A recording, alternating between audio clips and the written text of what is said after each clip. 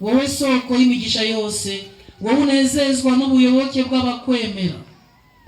Reba ni mu abana bawe maze wumva amasengesho yacu, uha umugisha ibi bikoresho by'ubuyoboke ababifite, maze mu gihe babikoresha babyambaye cyangwa babireba cyangwa babifashisha basenga, barusheho gusa na Yezu umwana wawe ukunda, we mubana mugategekana iteka ryose.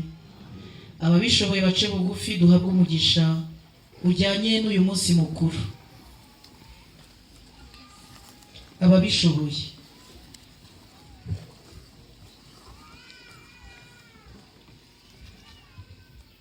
Nyagasani Yezu nabane namwe.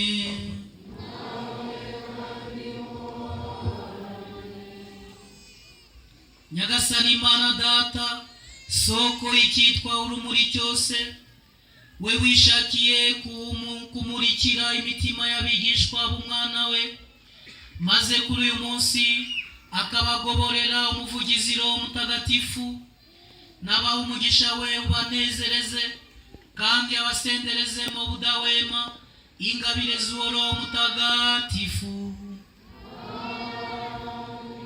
We muriro wagatangaza ururukiye kubigishwa ba Kristu, nusukura imitima yanyu, uyitsembemo ubusembwa bwose bw'icyaha, kandi cyezeze icy'urumuri rwawo kibasanganye mu mucyo wa Roho Mutagatifu.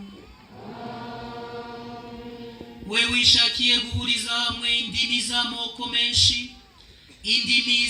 menshi, ngo zamamaze ukwemera kumwe rukumbi, nabaye kuba indacogora muri uko kwemera nyine, maze muzageze ku byiza, maze kuzabageze ku byiza by'ijuru mwizeye. Ushobora byose nabaho umugisha, Imana Data na Mwana na Roho Mutagatifu.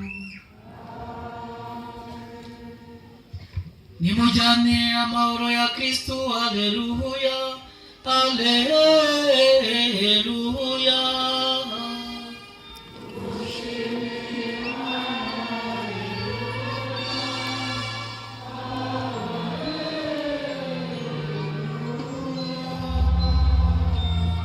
Mugire Roho Mutagatifu